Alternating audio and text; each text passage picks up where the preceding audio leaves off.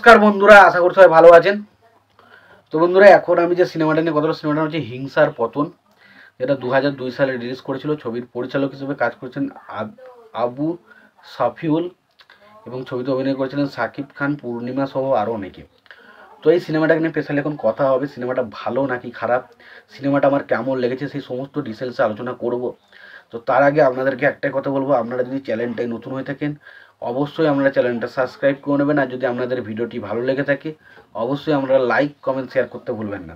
তো সিনেমাটার নাম হলো হিংসার পতন, যেটা 2002 সালে রিলিজ করেছিল। সেই পরিচালক হিসেবে কাজ করেছেন আবু সাফিউল, ছবিটার প্রযোজক হিসেবে কাজ করেছিলেন ছে ফিল্ম।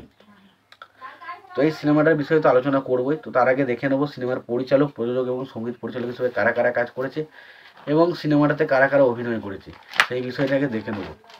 তো দেখে নিই সিনেমার পরিচালককে। সিনেমার পরিচালক হিসেবে কাজ করেছেন আবু সফিউল, ছবিটার প্রযোজক হিসেবে কাজ করেছেন হচ্ছে ছে ফিল্মস এবং ছবিটার গল্প লিখেছেন হচ্ছে আবি সফিউল। ছবিটার চিত্রনাট্যেরও কাজ করেছেন আবু সফিউল, ছবিটার সংলাপের কাজ করেছেন আবি সফিউল।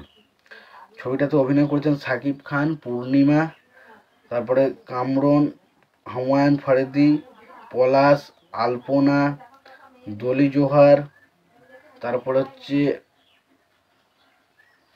দলি জোহার,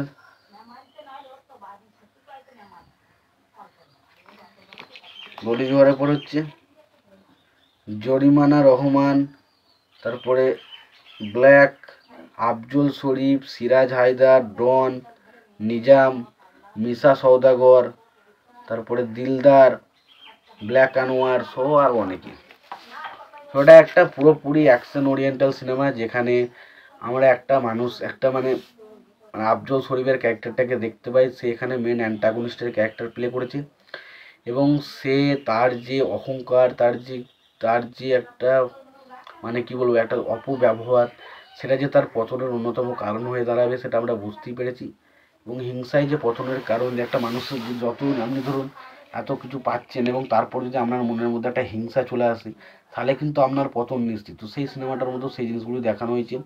ছবির গল্পটা ভালো, তবে ছবিটার এক্সিকিউট খুব একটা ভালো হয়নি। ছবিটার চিত্রনাট্য আরও বেশি ভালো হতে পারতো, ছবিটার গল্পটাকে আরও সুন্দরভাবে ফুটিয়ে তোলা যেতে পারতো, সেগুলো কিন্তু হয় না। ছবিতে সাকিব খান পূর্ণিমার মধ্যে যে কেমিস্ট্রিটা আমরা দেখতে পাই সেটা আমার কাছে ঠিকঠাকভাবে ওয়ার্ক করেছে। খুব এক্সট্রাঅর্ডিনারি কিছু না, তবে খারাপ যে সেটাও কিন্তু না।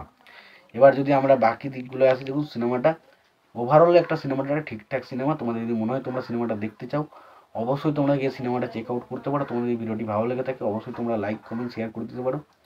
চ্যানেলটা যদি তোমরা নতুন হয়ে থাকো অবশ্যই তোমরা চ্যানেলটা সাবস্ক্রাইব করে নিয়ে পাশে বেল আইকনটা অবশ্যই প্রেস করে দিও। ততক্ষণের জন্য ভালো থেকো, সুস্থ থেকো, দেখা হচ্ছে পরে।